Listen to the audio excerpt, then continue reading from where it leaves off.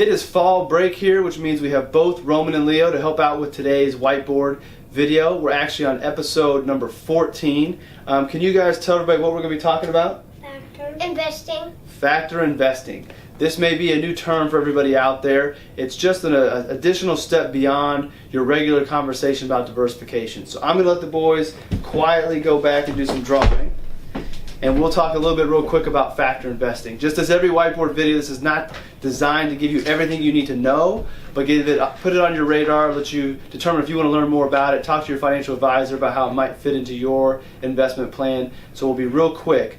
But factor investing, as I mentioned, is just taking another layer into diversification. So instead of just looking at stocks versus bonds or US versus international, we're going to start looking at, are there areas in the market that historically, or there's evidence supporting, may do better over the long run, and if so, you're going to take advantage of that factor. Dimensional Fund Advisors is a company, an investment company that manage mutual funds. Full disclosure, I use them very heavily in my own practice, but they are kind of the kings of using factor investing. So some of the factors that you may have heard of are size, value, momentum. You can create any factor that you want, but you want to make sure that there's evidence supporting that factor will add value to your portfolio strategy. To give you an example of some of these, a size factor would be evidence shows that over the long term, small companies will outperform large companies. The ride during that time period may be more bumpy, but if you can settle through all that is in line with your risk tolerance, you should expect a little bit of better performance from a small company tilt than just being in large companies. So you would maybe put a little bit more into the small companies, which is something that dimensional funds, as I mentioned, is very well known for.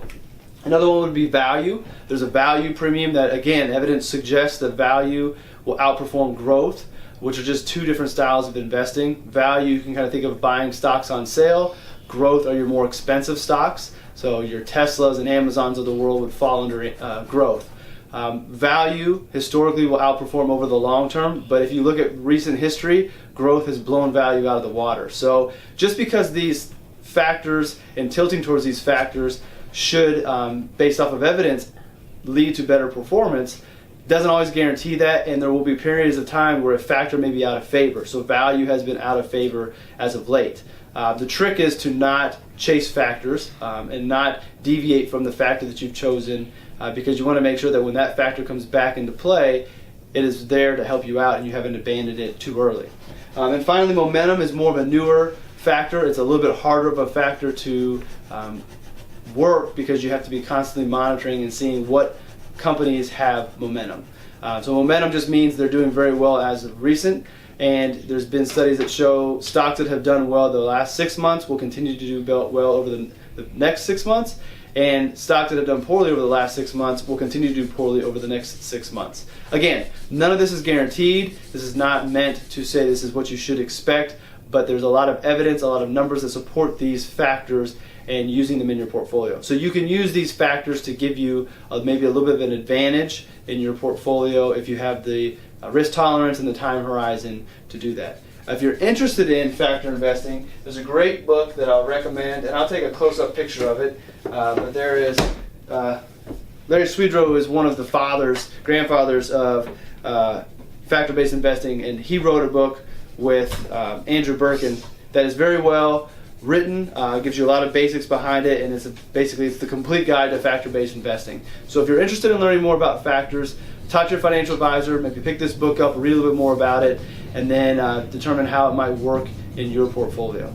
Again, if you're looking for somebody to do that for you, Dimensional Fund Advisors is a fund company that your financial advisor might be able to use with your portfolio that will give you some of these tilts to these factors that they have a lot of research behind. Or now that this is getting a little bit more popular, there are ETFs that have value tilts to them, momentum tilts to them. But make sure you understand what you're owning, really understand that although it says momentum, you understand how they do this momentum tilting and how it operates, so you know what you're actually owning. Don't just buy it because the name says that. Sometimes there's marketing ploys that the fund that you think you're buying does not act the way you really want it to. It's just the name that they've chosen.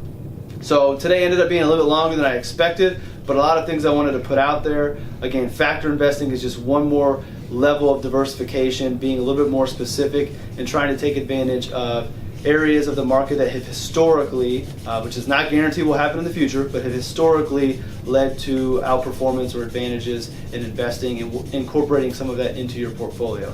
So I'm going to bring the boys back. I'm sure you may have heard some of their noise in the background of them coloring. They did their best to be quiet. So guys, can you tell everybody thanks for watching and see you next time? Thanks for watching. See you next time. Have a great day.